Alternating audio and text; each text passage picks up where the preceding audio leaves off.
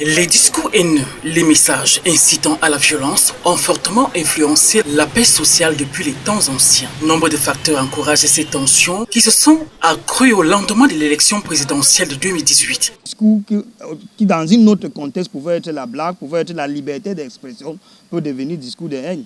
On peut parler aussi des acteurs en question. Quels sont les acteurs dans ce discours? Est-ce que c'était quelqu'un entre son frère ou bien c'était quelqu'un entre un autre opposant ou bien un membre de RDPC contre un membre de MRC? Là, vous voyez que les acteurs changent et ça peut quitter de la liberté d'expression à discours de haine.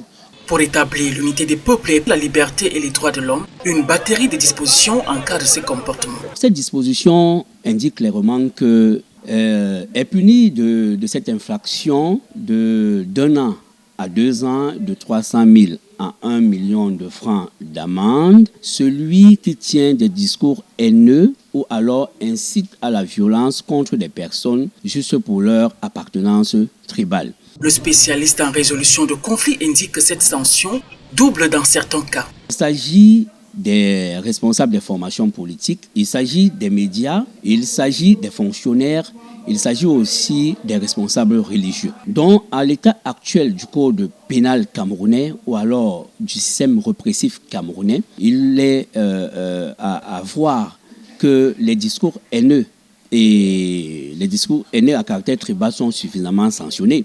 Dans son engagement pour la réconciliation nationale, les défenseurs des droits de l'homme et libertés développent des stratégies pour enrayer ces attitudes. Vous savez, le tout, ce n'est pas avoir de bonnes lois. Il faudrait que ces lois soient mises en application. Les Camerounais doivent s'éduquer à l'éducation, ce qu'on appelle l'éducation aux médias et à l'information. Et moi, j'ai insisté beaucoup plus sur la communication politique pour faire la part des choses entre un discours qui est sincère et un discours qui peut inciter à la violence. Les discours de haine sont une menace pour la cohésion sociale. La lutte contre toute idée de division, de rejet et de haine engage donc tous les citoyens pour un objectif précis, celui de restaurer la dignité humaine.